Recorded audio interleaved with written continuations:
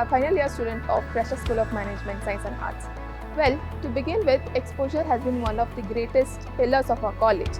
That exposure has given us through this industrial visit with learning and fun. A few industrial visits were Bembil, Featherlight, Baruka and IKP and Incubation Center for Starters in Bangalore.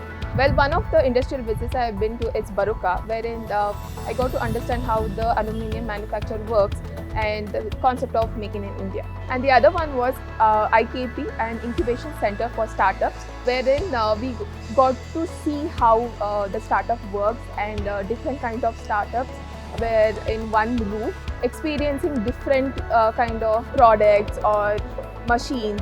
So the overall experience of the industrial visits were fascinating, and I get to know how the real world works. So I thank my management for giving this opportunity of learning with fun. Thank you.